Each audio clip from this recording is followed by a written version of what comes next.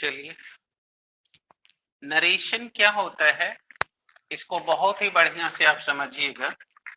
जैसे ही आप अच्छे से समझ लेंगे, ये आपका 2 नंबर पेपर की दृष्टि से बनेगा, लेकिन मेरे दृष्टि में ये आपके इंग्लिश के लिए बहुत बड़ा कदम है, क्योंकि इसकी जरूरत आपको हर समय होगी। तो इसलिए इसे केवल 2 नंबर की दृष्टि से मत देखिए, ग्राउंड की दृष्टि से देखिए। सीखिए, व्हाट इज द नरेशन।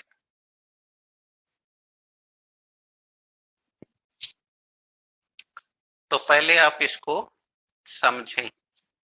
देखिए, नरेशन जो शब्द है वह नरेट वर्ब से मिलकर बनता है।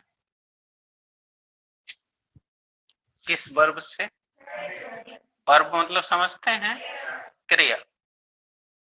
तो ये नरेट शब्द से मिलकर बनता है। अब नरेट का अगर हम अर्थ देखें तो इसका अर्थ होता है डिस्क्राइब, यानी नरेट मीन्स डिस्क्राइब, और डिस्क्राइब का मतलब वर्णन करना। ये क्रिया है ना, आप लोग देखे होंगे प्राय पेपर में छपे रहता है, नरेट या डिस्क्राइब द सेंट्रल आइडिया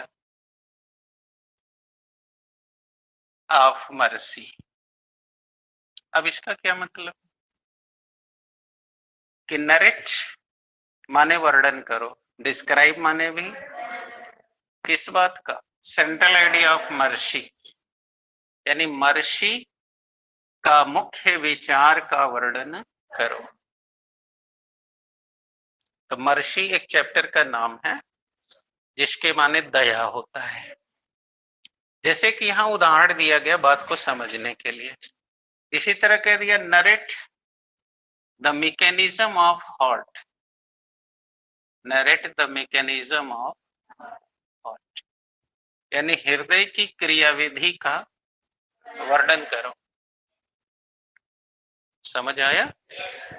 तो नरेट जो शब्द है उसी नरेट से बना है नरेशन, जैसे डिस्क्राइब से बना हुआ है डिस्क्रिप्शन। अब जैसे हमने कहा कि हृदय का वर्णन करो, तो अब वर्णन करने के लिए 2 चीजें होना चाहिए। एक वर्णन करने वाला वक्ता, यानी जिसे बोलते हैं नरेटर, समझ रहे हैं, और एक वक्ता के द्वारा कही हुई बात को सुनने के लिए श्रोता, यानी ऑडियंस। अच्छे से समझिए ताकि आपका माइंड में कोई प्रॉब्लम ना रहे। तो एक, जैसे इस समय मैं वक्ता बना हुआ हूं और आप, और हम लोग किसी विषय पे बात कर रहे हैं, तो किसी भी विषय वस्तु के, स्थान के, घटना के बारे में हम जो कुछ भी आपको उसका गुण या दोष बताएंगे, बताओ वो कहलाएगा हमारे द्वारा किया हुआ वर्णन, और जो मैं बता रहा हूं वो मैं वर्णन कर रहा हूं। तो वर्णन कर रहा हूं वो नरेट है, अब वर्णन किया वो वर्णन नरेशन है। कुछ समझ आया? यानी अब हमने हृदय के गुण दोष बताए तो आप कहोगे सर वर्णन कर रहे हैं, और मुझसे कोई पूछा तो मैंने कहा मैंने अभी तो वर्णन किया। यानी कि मेरे द्वारा जो कहा जा रहा है वो वर्णन है, जो मैं कर रहा हूं वो वर्णन किया जा रहा है। यानी वर्णन उसका वर्ब है और वर्णन नरेशन उसका नाउन हो गया। समझ आई? यानी वर्णन करना नरेट, वर्णन नरेशन, और जो ये मैंने सेट किया वो मेरा नरेटिव हो गया, और मैं क्या हो गया? नरेटर हो गया। देखो, एक शब्द को मैंने 5 भाग में बांटा। क्लियर हो रहा है? जब नहीं हो रहा है, अब जैसे मैच चल रहा है भारत और इंग्लैंड के बीच में, तो अब उसका कमेंटेटर क्या कह रहा है? कि अब मैं भारत और इंग्लैंड के बीच खेले जा रहे मैच का आंखों देखा वर्णन करने जा रहा हूं। माने जो मैं अपनी आंखों से देख रहा हूं उसका वर्णन कर रहा हूं। तो वो कर रहा है कमेंट्री, यानी वो नरेट कर, वो हो गया नरेटर, कमेंट्रेटर। जो बोलेगा वो कमेंट होगा, यानी वो होगा नरेट। और ये जो वो कर रहा है वो है नरेशन। अब समझ में आ गया? पल्ले पड़ रहा है? अब वो देख रहा है फला गेंदबाज बॉलिंग करने के लिए अपनी बॉलिंग मार्च पे जा रहा है। अब वो दौड़ना शुरू किया। अब ये रही उसकी पहली गेंद, यानी वो जैसे जैसे देख रहा है वैसे वैसे बोल रहा है। ये वर्णन है। अब वो जो कह रहा है वो वर्णन कर रहा है। वो करने वाला नरेटर है और सुनने वाला हम श्रोता है। और जो कुछ उसके बारे में कह रहा है वही उसका नरेशन है। जैसे हमने कहा राम ने श्याम से कहा, कामा इन्वर्टेड कामा, सरला एक मेधावी लड़की है। मेधावी, अब पकड़ी। तो राम बताओ सरला का वर्णन कर रहा है, तो राम हो गया वक्ता यानी नरेटर, श्याम हो गया श्रोता, और उसने जो कहा ये है उसका वर्णन। क्योंकि उसने सरला के बारे में अच्छी बुरी कोई बात कही है, तो जो बात कही वो कमेंट है उसका नरेशन। यानी पूरी बात नरेशन है, ये नरेटर है, ये ऑडियंस है, ये उसका स्टेटमेंट है। क्लियर हुआ? ये भी नहीं हुआ? अब अगर हमसे कोई पूछे व्हाट इज नरेशन, तो हम क्या कहेंगे कि जब कोई वक्ता किसी विषय वस्तु के बारे में उसके गुण या दोष के बारे में व्यक्त करता है, यानी अपने विचार देता है, तो यही किया गया विचार का प्रस्तुतिकरण उसका वर्णन कहलाता है। That's clear? तो ग्राउंड क्लियर हो गया आपको? जल्दी करें। जब कोई भी वक्ता किसी भी विषय वस्तु के बारे में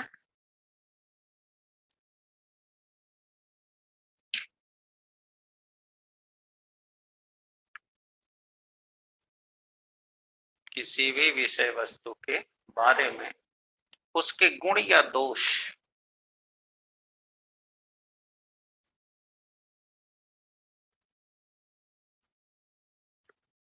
उसके गुण या के बारे में बात के बारे में बतलाता है,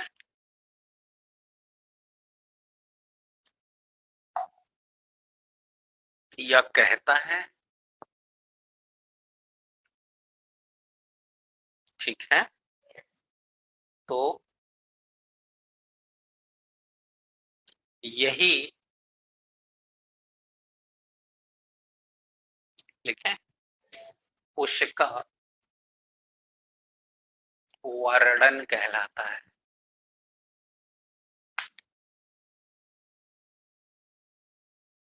उसका, yes, this is called narration. अब समझ आ गया? ये भी प्रॉब्लम है? ओके। अब ये जो वर्णन हुआ ना बेटा, ये दो तरह का है। कैसे? जैसे आज मैं वक्ता बना हूं और आप श्रोता हो, और मैं आपको किसी टॉपिक के बारे में कुछ कहे जा रहा हूं, तो जाहिर है कि अभी परिभाषा के हिसाब से यह हुआ नरेशन। अब ये नरेशन में वक्ता की बात श्रोता तक डायरेक्ट पहुंच रही है, नहीं? तो अब आप के और मेरे बीच का ये हो गया डायरेक्ट नरेशन, यानी प्रत्यक्ष वर्णन। अब आप लोगों के जो मित्र आज नहीं आए हैं, जब वो कल आएंगे और पूछेंगे कि कल क्या पढ़ाया गया, तो मेरी हुई कही बात आप उन तक कहेंगे, तो आपका उनका डायरेक्ट चल रहा है नरेशन, लेकिन मेरी बात जा रही है, अतः मैंने उनको नहीं पहुंचाई, आपने मेरी बात उन तक पहुंचाई, अतः ये वर्णन उन तक पहुंच गया। अतः वर्णन तो हुआ, लेकिन मेरे लिए इनडायरेक्ट वर्णन हुआ, है ना। यानी कि जब किसी वक्ता के द्वारा कही हुई बात श्रोता तक सीधे पहुंचती है तो यह उसका डायरेक्ट नरेशन है, और अगर किसी के द्वारा पहुंचती है तो यह उसका इनडायरेक्ट नरेशन है। सही है सर? दीजिए। नरेशन दो प्रकार के होते हैं।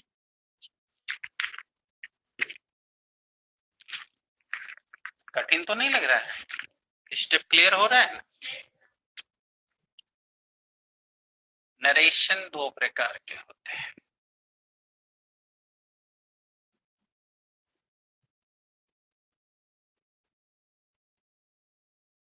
एक को कहते हैं डायरेक्ट नरेशन,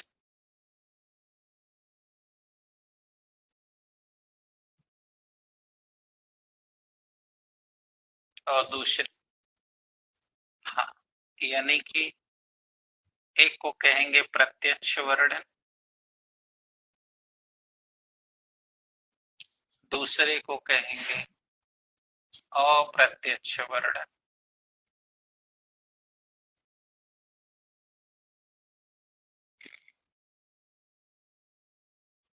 चले, अब दीजिए पहला डायरेक्ट नरेशन।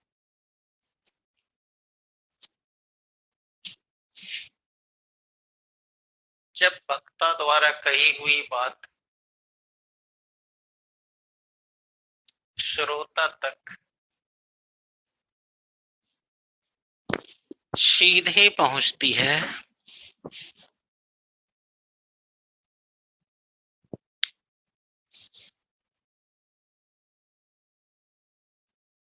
सीधे पहुंचती है, ठीक है, तो यह उनका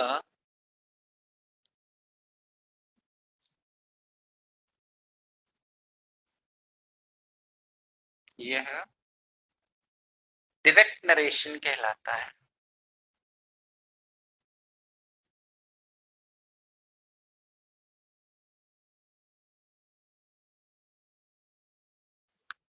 डायरेक्ट, और अब बोलिए इनडायरेक्ट नरेशन।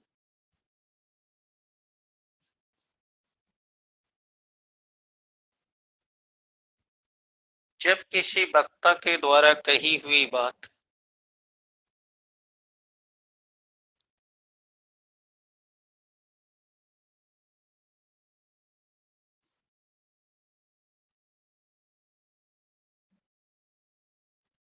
कही हुई बात श्रोता तक सीधे नहीं पहुंचती,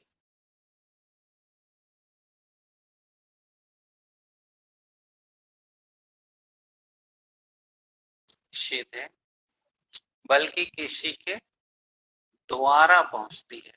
समझ आया?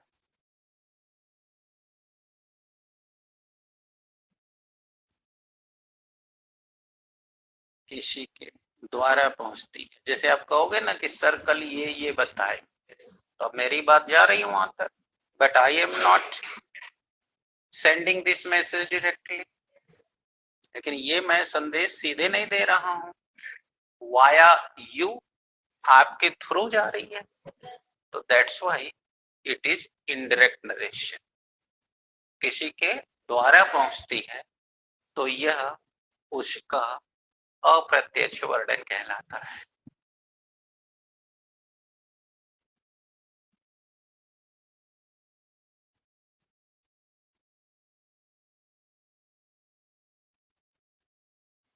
आया? यह उसका, अब क्लियर हो गया? तो डायरेक्ट इनडायरेक्ट कंफर्म। अब चलिए बात आगे बढ़ाएंगे। अब जो डायरेक्ट नरेशन है उसके कुल दो भाग होंगे। कितने भाग? दीजिए। अब देखिए एक एक करके हम लोग अब अंदर घुस रहे हैं। डायरेक्ट नरेशन के कुल दो पार्ट होते हैं।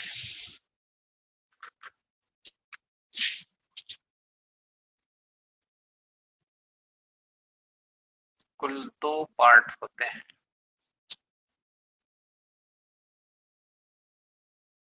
ठीक। एक पार्ट जो है कामा इन्वर्टेड कामा के बाहर रहता है। देखिए बोर्ड में, कामा इन्वर्टेड कामा के बाहर, देखिए एक भाग है, ये फर्स्ट पार्ट हो गया। दूसरा पार्ट देखिए इन्वर्टेड कामा के अंदर रहता है। तो एक भाग जो कामा इन्वर्टेड कामा के बाहर वाला है, उस भाग को हम कहते हैं रिपोर्टिंग स्पीच। आया? और दूसरा भाग जो इन्वर्टेड कामा के अंदर होता है उसे रिपोर्टेड स्पीच कहते हैं। बताइएगा, बात समझ में आ रही है? तो लिखिए, नरेशन के दो पार्ट होते हैं। पहला रिपोर्टिंग स्पीच,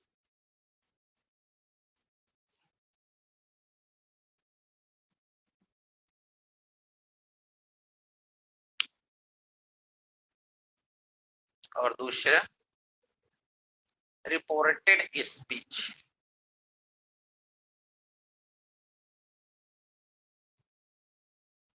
ओके। अब जैसे कभी कभी ये बच्चे लोग जो है कंफ्यूज हो जाते हैं कि कोने को रिपोर्टिंग कहना है, कोने को रिपोर्टेड कहना है। तो आपको कंफ्यूजन की जरूरत नहीं है, एकदम क्लियर कट बात है। इन्वर्टेड कामा के बाहर वाला हिस्सा रिपोर्टिंग है और इन्वर्टेड कामा के अंदर वाला हिस्सा रिपोर्टेड है। अब इसको हम एक और तरह से समझ सकते हैं। क्लियर? जैसे उदाहरण के तौर पर मान लीजिए दो पक्ष में झगड़ा हो गया, तो एक पक्ष ने दूसरे को क्षति पहुंचाई, तो मामला जाता है ना थाने में। तो आप क्या कहते हो? फलाने रिपोर्ट लिखाने गए। सुने हैं ना, रिपोर्ट लिखाने गए। तो जो रिपोर्ट लिखाने गया है, बताओ वो अपनी बात कहता है, यानी वो पीड़ित व्यक्ति पुलिस वाले से कह रहा है। बोलो, ये हो गया रिपोर्टिंग, ये रिपोर्टिंग कर रहा है। और जो दूसरा वाला व्यक्ति है वो रिपोर्ट लिख रहा है। तो he is the reporter and that is the report. Reporter means reporting person, and जो लिखा वो रिपोर्ट हो गया। क्लियर हो गया? अब इसी तरह टीवी में देखिए, अभी अभी कैप्टन अमरिंदर सिंह ने इस्तीफा दिया। अब मैं अपने करस्पॉन्डेंस यानी अपने सहयोगी जो वहां बने हुए हैं, मैं उनसे बात कर रही हूँ। अब वो मिला दिया अपने सहयोगी को। अब वो सहयोगी बोलता है जो जो घटना घट गई, अब वो बोल दिया। अब बोलने के बाद फिर लास्ट में कहता है, अपना नाम बोलता है कि मैं पवन नारा, जो भी नाम है, जैसे मेरे मुंह से निकल गया पवन नारा संवाददाता, तो मैं पवन नारा पंजाब से, ठीक है, मैं पवन नारा पंजाब से जी मीडिया के लिए। क्लियर हो गया? अब यही चीज अगर वो अंग्रेजी में बोल रहा होता तो क्या कह रहा होता? आई am Pawan Nara reporting from the Punjab to studio. यानी रिपोर्टिंग, यानी वो रिपोर्ट कर रहा है, यानी कह रहा है, यानी कहने वाला हिस्सा रिपोर्टिंग है, जो कहा गया वो रिपोर्ट है। तो he is giving the report that captain Amarinder Singh has resigned from his post. आगे समझ में? तो this is the report and who is reporting? Pawan Nara. Pawan नारा सेड टू हिज करस्पॉन्डेंट, तो ये है रिपोर्टिंग। अब समझ आ गया? सर जी यही है ना? तो जो हिस्सा कामा इन्वर्टेड कामा के बाहर है, यानी जिसमें वक्ता और श्रोता का संबंध है, वो रिपोर्टिंग है। और जो कुछ उसने कहा वो रिपोर्टेड है।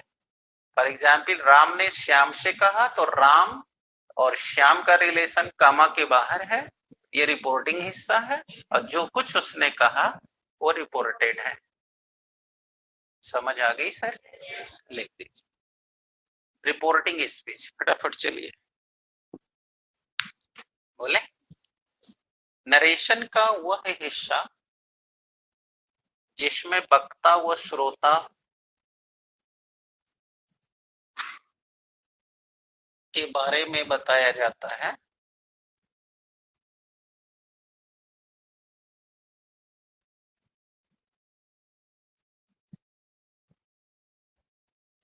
उस भाग को रिपोर्टिंग स्पीच कहते हैं।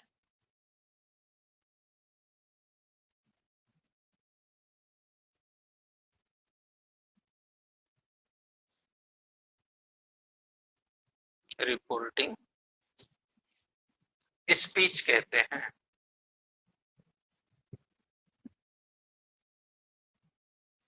आगे समझ आ रही है? उसे रिपोर्टिंग स्पीच कहते हैं। ये भाग हमेशा इन्वर्टेड कामा के बाहर रहता है।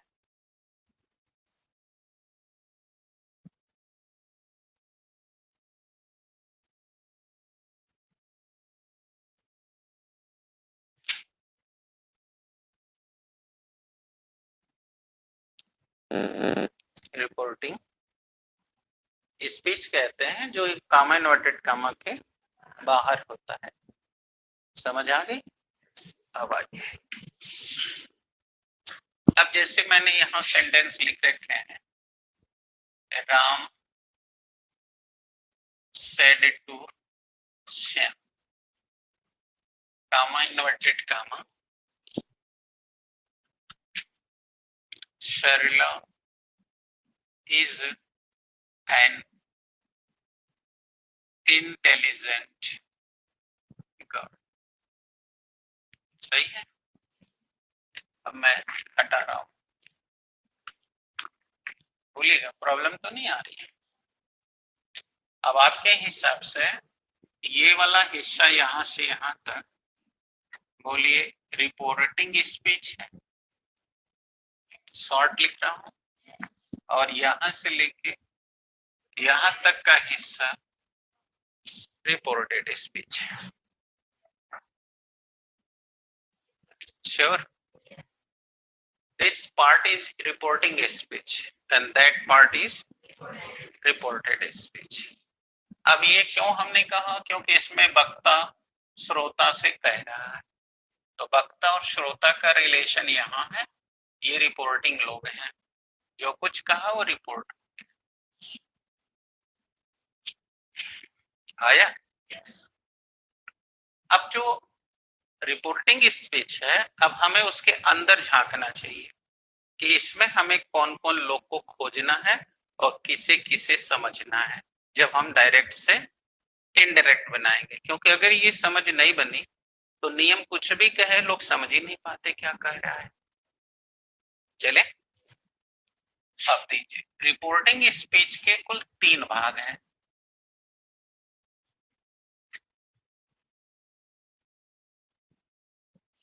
कितने भाग हैं? पहला भाग कौन है? देखिए बोर्ड, पहला भाग वक्ता है, जिसे आप क्या कह रहे थे? नरेटर। दूसरा भाग देखिए, ये क्रिया है, ये क्रिया सेट, कहा। और तीसरा भाग इसमें देखिए श्रोता है। तो इनका तो ये पार्ट है, लेकिन हमें ग्रामर की दृष्टि से इनको इस रूप में नहीं देखना है। इस भाग में हमें इनको सब्जेक्ट के रूप में देखना है, इनको रिपोर्टिंग वर्ब के रूप में देखना है। सही है? और इनको ऑब्जेक्ट के रूप में देखना है। इसीलिए मैं कह रहा हूं पहले एक एक चीज से क्लियर हो जाइए। अब हम जब आगे नियम आगे की बात करेंगे तो मेरी भाषा इस रूप में चलेगी। तो आपको समझ लेना चाहिए कि मैं सब्जेक्ट का नाम ले रहा हूं, इसका मतलब रिपोर्टिंग के नरेटर की बात कर रहा हूं। वर्ब की बात कर रहा हूं रिपोर्टिंग वर्ब की, इसका मतलब मैं से, सेड, इन सब की बात कर रहा हूं। और ऑब्जेक्ट का मतलब श्रोता की बात कर रहा हूं। क्लियर हो गया? तो इनके अब हमें ये रूप लेने हैं, सब्जेक्ट, रिपोर्टिंग वर्ब, ऑब्जेक्ट, इनके ये 3 पार्ट।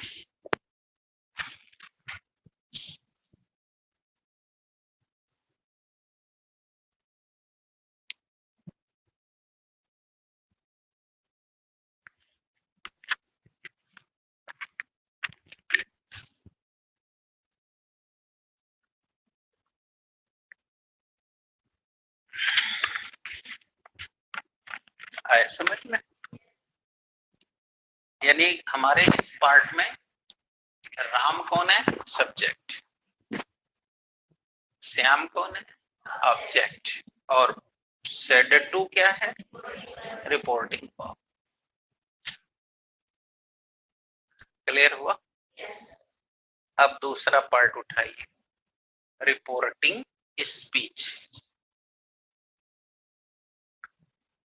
अब ये रिपोर्टिंग स्पीच हो चुका है, रिपोर्टेड स्पीच। अब दूसरा पार्ट लीजिए,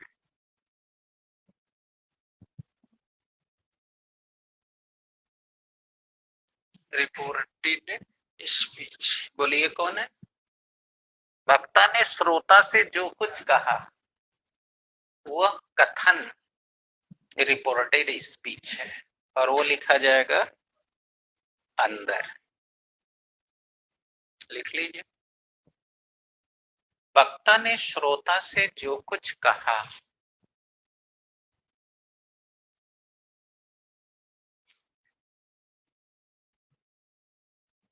वक्ता ने श्रोता से जो कुछ कहा वह स्टेटमेंट यानी वह कथन वाला भाग रिपोर्टेड स्पीच कहलाता है।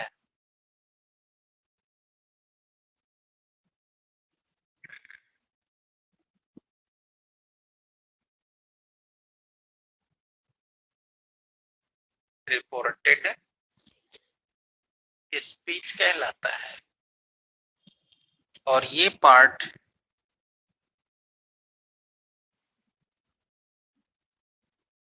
इन्वर्टेड कामा के अंदर रहता है।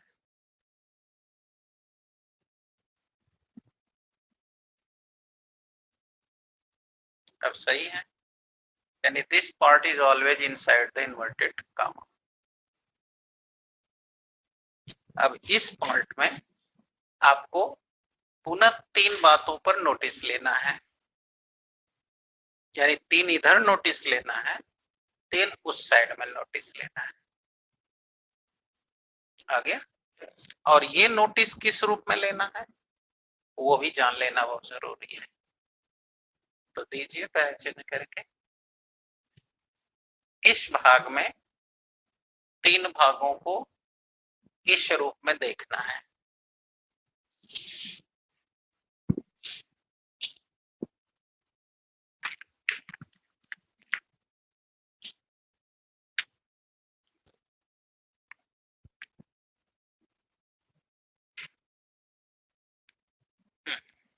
चलें, कौन से रूप में? पहले यहां समझ गए ये वाला भाग रिपोर्टेड है। अब इसमें भी 3 है, यानी इसमें एक कर्ता है, ये क्रिया है, और बाकी इसमें कर्म भी होंगे होंगे ना। तो अब हमें किस रूप में देखना है? इसमें हमें जो भी कर्ता या कर्म रूप में मौजूद है चीजें, उन्हें हमें पर्सन प्रोनाउन के दृष्टि से देखना है। किस दृष्टि से? अभी लिखिएगा, बाद में, पहले माइंड करिए। जैसे हमने कहा सरला इज एन इंटेलिजेंट गर्ल, तो हम देख रहे हैं खाली सब्जेक्ट यानी नॉमिनेटिव केस दिख रहा है, और ये है थर्ड पर्सन प्रोनाउन। मैंने कहा ना उसे पर्सन प्रोनाउन के दृष्टि से देखना है। अब इसे सब्जेक्ट के दृष्टि से नहीं देखना है। समझ आ गई?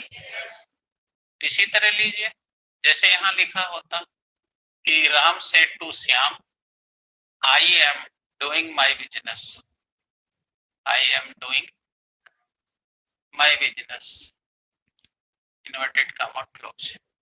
तो अब मुझे एक ये दिख रहा है और एक ये दिख रहा है, क्योंकि आई के साथ अपना माई होता है। तो आई है नॉमिनेटिव केस, माई है अपना रूप यानी पॉजेसिव केस। यानी हम ये जो केस शब्द बोल रहे हैं ये बता रहा है कि मैं इसे प्रोनाउन की दृष्टि से देख रहा हूं। अभी मैं परिचय करवाऊंगा कैसे पकड़ना है। तो ये हमें पर्सन प्रोनाउन के दृष्टि से चेक करना है। इसलिए मैंने लिखा कि कर्ता या कर्म जो भी कुछ चीजें हैं या अपना है ना, ये सब लोगों को हमको पर्सन प्रोनाउन के रूप में देखना है और ये देखना है कि ये वहां किस केस में है, मतलब नॉमिनेटिव केस में है यानी कर्ता रूप में है, या ऑब्जेक्टिव केस में है यानी कर्म रूप में है, या फिर पजेसिव केस में है यानी अपना रूप में है, ये जिस रूप में है। इफस इस पे वर्क करना है। दूसरी इसमें देखनी है सहायक क्रिया या मुख्य क्रिया, क्योंकि आपको पता है कि सहायक क्रिया और मुख्य क्रिया से ही टेंस पहचानी जाती है। तो इसको हमें टेंस के आइडेंटिफिकेशन की दृष्टि से देखना है, यानी टेंस पहचान की दृष्टि से देखना है। और तीसरा, इनमें समय, दूरी व स्थान को भी बताने वाले कोई शब्द मौजूद हैं या नहीं, उसे भी देखना है। जैसे इस समय देखो कोई शब्द इसमें नहीं है जो समय, स्थान, दूरी बता रहा हो, इसमें भी।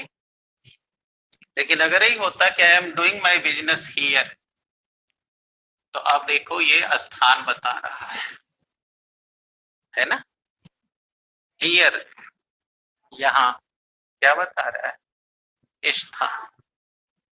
क्लियर हुआ? तो हमें इस पार्ट में जो भी देखना है वो इस दृष्टि से देखना है, यानी उसके कर्ता, कर्म या अपना जो भी रूप है उनको हमें पर्सन के दृष्टि से देख लेना है। सहायक क्रिया, मुख्य क्रिया है तो उसे टेंस पहचानने के दृष्टि से देखना है। जैसे यहाँ देख लो प्रेजेंट कंटिन्यूअस बता रहा है, यहाँ केवल प्रेजेंट टेंस बता रहा है, नहीं बता रहा है, तो हमें उसे टेंस आइडेंटिफिकेशन की दृष्टि से देखना है।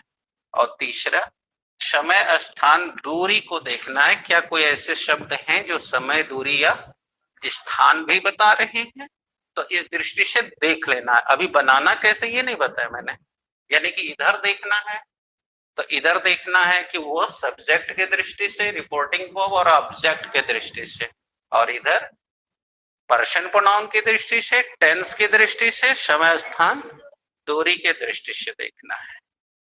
आया? अगर इतना आपकी दृष्टि बन गई तो बनाना तो एकदम खिलवाड़ है। समझ आ गई? कोई प्रॉब्लम? तो अब इसको आप कर लीजिए। अब नेक्स्ट डे में फिर इसके आगे होगा कि कैसे